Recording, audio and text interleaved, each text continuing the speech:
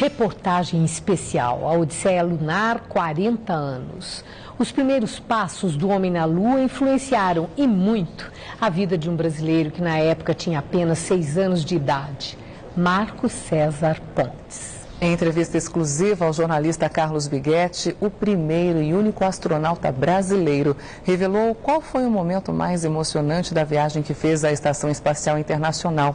Marcos Pontes mostrou também imagens feitas dentro da estação com a câmera que ele levou ao espaço.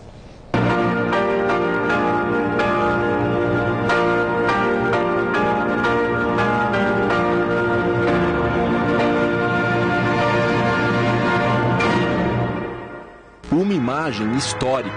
It's one small step for man, one giant leap for mankind. That's one small step for man. Enquanto isso, em Bauru, no interior de São Paulo, um certo menino de 6 anos não estava entendendo direito o que acontecia. Não estava acreditando que aquilo era possível. Mas o irmão mais velho, Luiz Carlos, explicou o que estava acontecendo. A partir daí eu falei para ele, bom, se eles chegaram lá, então um dia eu vou ser astronauta. Aí foi ele que não acreditou. Marcos César Pontes desenhava aviões nos cadernos da escola. Eu sempre tive o sonho de voar. Lá em Bauru, na minha cidade ali, é uma cidade muito ligada à aviação. Nós temos um aeroclube bastante famoso, inclusive no Brasil. E desde criança eu ia muito ao aeroclube de bicicleta lá e ficava assistindo pousos, decolagens de aviões, e eu queria voar. O menino cresceu e se tornou piloto de caça da Força Aérea Brasileira. Chegou a tenente-coronel. A história com a NASA começou em 1998. O irmão Luiz Carlos leu no jornal um edital para a seleção de um astronauta brasileiro, que seria enviado à Estação Espacial Internacional. Marcos Pontes se inscreveu e foi selecionado. Eu fui selecionado em 98 e fiz meu treinamento na NASA. Então, de 98 a 2000 eu fiz o curso de astronauta, me formei como astronauta. Então, toda a minha formação básica foi voltada dentro do ônibus espacial, sistemas da estação espacial. Mas a tragédia com o Columbia em 2003 abalou a confiança na Agência Espacial Americana. Nenhum ônibus espacial seria lançado por 2 anos e meio. Com a nossa participação na estação espacial, a missão da Agência Espacial Brasileira ficaria muito atrasada. Por isso ela decidiu fazer a missão do Brasil com a Rússia. Então lá eu tive que aprender Soyuz, veículos russos, todo o lado russo da estação. Então no final das contas eu acabei ficando habilitado no ônibus espacial, nos sistemas americanos, no Soyuz especificamente e no lado russo da estação espacial. Foram 6 meses de muito treinamento na Rússia, um intensivão para aprender a lidar com uma tecnologia completamente diferente do que ele conhecia, também para aprender russo. É um país que eu passei a admirar muito. Eu moro nos Estados Unidos há 13 anos e convivi com os russos 6 meses. E eu tive a oportunidade, durante esses 6 meses, de realmente conviver a cultura deles lá. E aprender a maneira como eles tratam as pessoas e como eles desenvolveram aquela cultura através de uma história rica e cheia de dificuldades. Há poucos dias do lançamento, o clima é de expectativa. Os companheiros de viagem de Marcos Pontes são Pavel Vinogradov e Jeffrey Williams, um russo e um americano. O cosmódromo de Baikonur fica na ex-república soviética do Cazaquistão. Foi de lá que a Rússia lançou o Sputnik, o primeiro satélite artificial da Terra, e também a cápsula que levou o primeiro homem ao espaço. De repente você chega lá numa base daquelas, no meio do deserto, que você sabe que era uma coisa completamente fechada nos tempos passados, e você vê pedaços da história lá, a casa que o Yuri Gagarin ficava. Estou pisando um chão de história aqui. Aquele trem que leva o Soyuz para a plataforma, depois levanta aquele foguete, 49 metros de comprimento, 200 toneladas de combustível, de repente você se vê naquela capsulinha de 2,20 metros, sentado com 2 companheiros lá, pronto para decolar, termina os procedimentos, você tem 3 minutos ali que não tem nada para fazer, exceto esperar. Marcos Pontes revela as emoções que sentiu nos últimos minutos antes do lançamento da Soyuz TMA-8. Dá medo? Dá, lógico, você não é doido, você está em cima de 200 toneladas de combustível que vai acender, então dá medo. Só que a gente aprende ao longo do treinamento a como conviver com o medo e como manter a performance, ver a próxima linha do procedimento.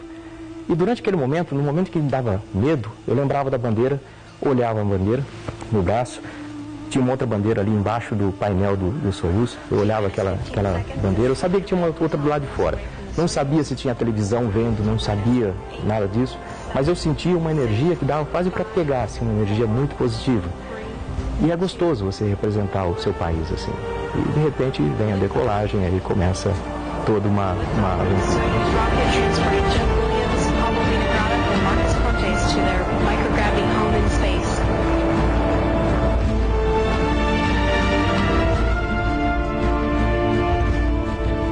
Na primeira visão da Terra, você olha, você fica um tempo para acreditar, primeiro que você está ali, para cair em si. E eu lembrei da minha mãe. Sabe por quê? Minha mãe, ela era italiana, olhão azul, brava, bem enérgica assim.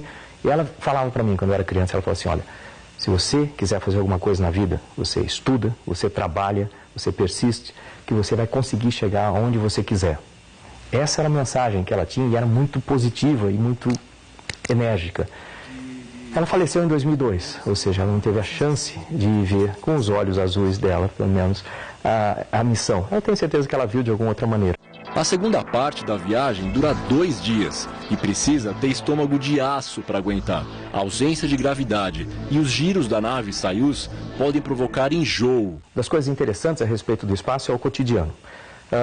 Mesmo porque ele é programado a segundo, né?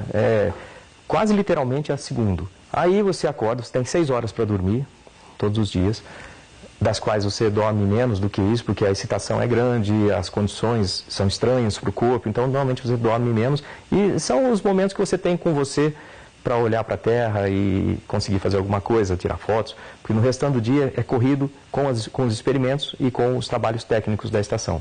Com a missão de Marcos Pontes na Estação Espacial Internacional, o Brasil homenageia Alberto Santos Dumont, um dos pais da aviação pelos 100 anos do voo com o 14 bis. O nome da missão vem daí, centenário.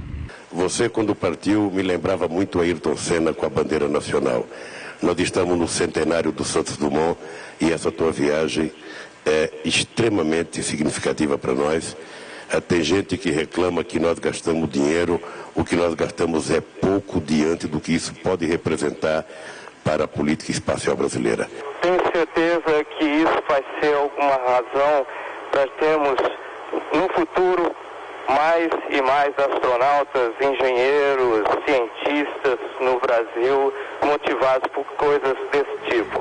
Um dos frutos da viagem de Marcos Pontes é a aquisição do know-how de uma tecnologia de resfriamento de satélites, coisa que antes o Brasil tinha que pagar aos detentores desse conhecimento.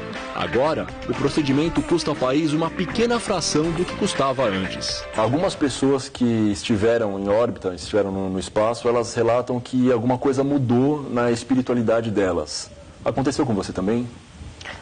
Se você não acredita em Deus, é bom achar um ótimo substituto, porque realmente você nota que existe uma coerência muito grande em tudo isso e que somos parte de tudo isso. Você pode chamar de universo, Deus, como você quiser, mas essa sensação é o que faz a gente se sentir bem.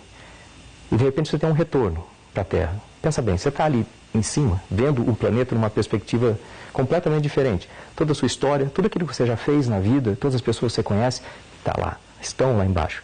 Os seus sonhos e futuro, fora ir para o espaço, estão lá na Terra. E de repente você está fora da Terra. Eu vou estar preocupado com as coisas que eu tenho ou faço? Não. Eu vou estar preocupado com aquelas pessoas que eu não falei ainda alguma coisa. Eu vou estar preocupado com o que eu deixei de falar para o meu filho, ou o que eu deixei de ouvir do meu filho, ou o que eu deixei de falar para o meu pai, ou ouvir dele. Eu vou estar preocupado com essas coisas. Quando você volta de lá, você volta diferente. Você volta pensando em pessoas.